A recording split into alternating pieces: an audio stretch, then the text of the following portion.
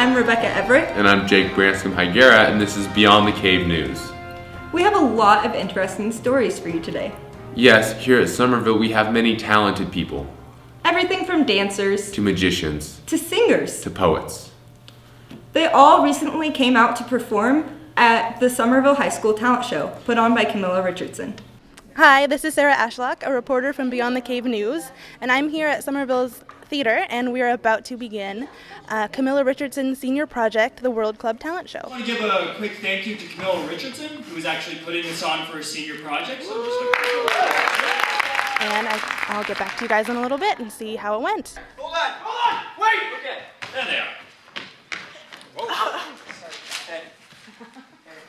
With Sophia and Hannah Lundgren, who are going to be doing guitar and singing for us. Get out of here. Hey, yeah, what do you know? The sound is. I am talking now. I bet you it's mad, and I bet you it's sadness. Last, shame on the false Etruscan who lingers in his home when Lars Porsena of Clusium is on the march for Rome.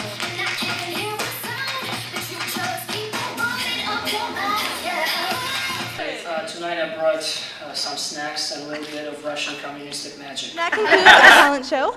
Ami Lomas won first place for reciting a long Roman poem. Second place went to Rowan Izzo for tap dancing, and third was Igor with street magic. How long have you been doing magic?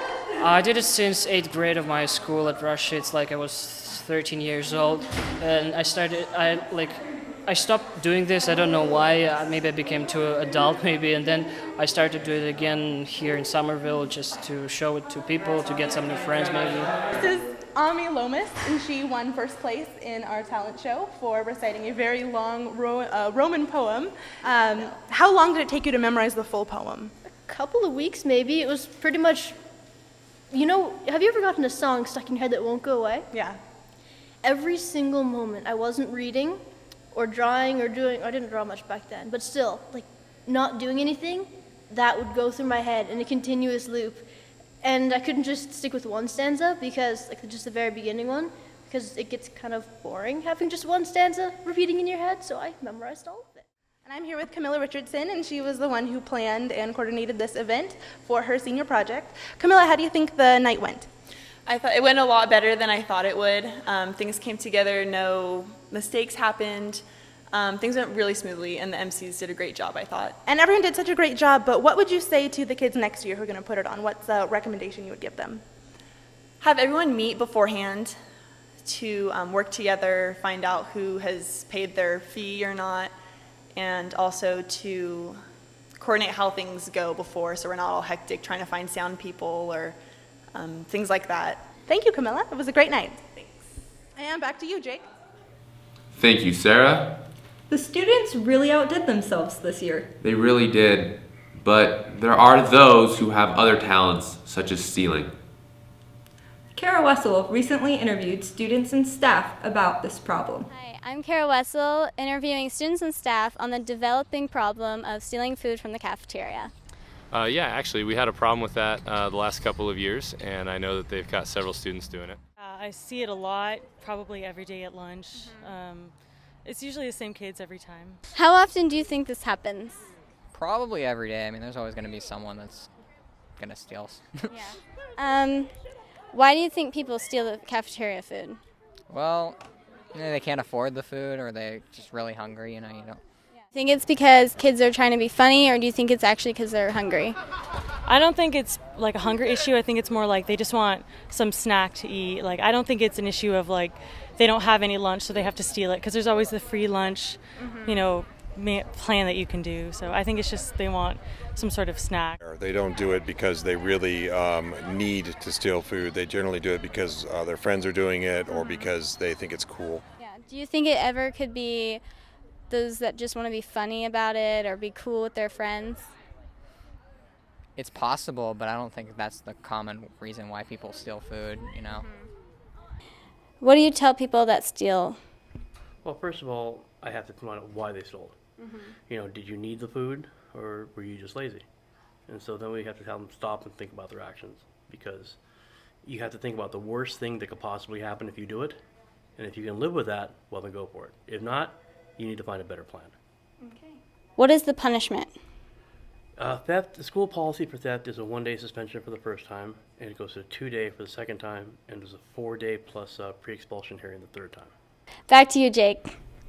Thank you, Kara. And now on to our final topic of the night. As we have said, there are many talented arts performers in Summerville. However, there are also athletes.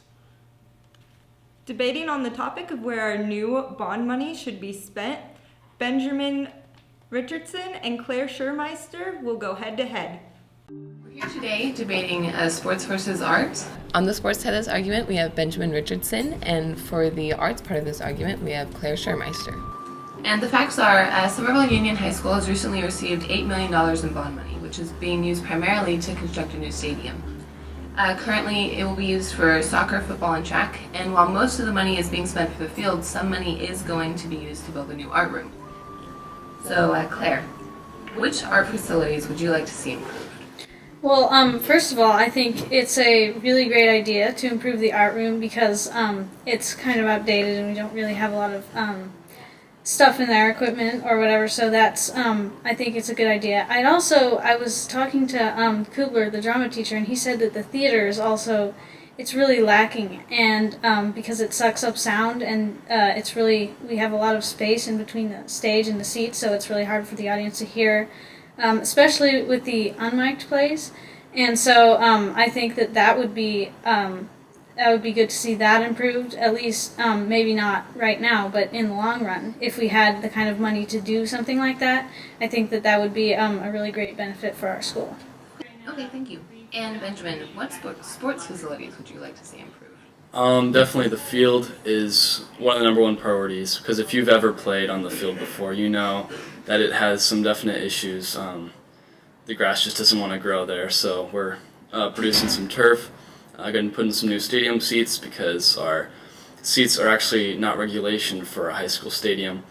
But another thing I'd like to see improved is the gyms, especially the small gyms AC, because if you've ever played in that gym, it gets hot really fast. So as far as facilities go, just the gym and the AC in the field, and that can suck up some money pretty fast. Okay. And so, Claire, how do you feel about the biggest amount of money being spent on the new football field?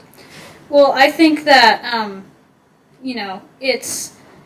it's a really expensive thing that can suck up money really fast, like he said. And I think that we could spread the money around more equally to the arts departments rather than just, putting it all in one place for the field. Like, we could get a bunch of, like, say we bought cameras, like digital cameras with video enabling. We could use them for the photography class, the film class, the journalism class, and the yearbook. And so that's 4 uses right there for something that we could get rather than just putting all the money into something that's going to be used for football and soccer. So. And so, Benjamin, why do you think that it's worth it? Why will the football field most benefit the school? I think having a new football field, it'll benefit Summerville for years and years to come. The field that we've had, it's been here as long as the school's been in existence, and it's treated us well. It's just its time has come, and with this new field, we'll just be able to take so much more advantage with it. PE classes, sports, graduation, all those activities will be able to be hosted on our new field. Okay, and what if they decided to add more art or dance classes? Who would benefit and who would not benefit? The entire school would definitely benefit from that. Especially the Connections Academy. But if you compare that to the Summerville students who, may only take one fine art a year, sure they'll benefit, but I'm sure it'd be more appreciated by the staff and by the students for new art. But I would still say that athletics is more prestigious, although it is extracurricular. It builds character. And promotes people to get good grades to be able to be able to play those sports. Okay, and so Claire, how do you feel about this argument that Benjamin has just solidified? Well, I think that you did hit on a good point that sports are extracurricular, and I think that as far as our school priorities go, I think we need to put our money where our values are, and we're an art school. And arts is part of our curriculum. And since sports are extracurricular and our arts are already underfunded as it is, I think that we need to put more of our money into what's actually in our curriculum first, and then, move to extracurricular activities. And, I agree that the field's in disrepair and the bleachers aren't code, but I think that we need to pay attention to our curriculum more than our extracurricular activities. That concludes our stories for tonight. You can find these stories and more in our upcoming newspaper in April. We hope to see you next time on Beyond the Cave News.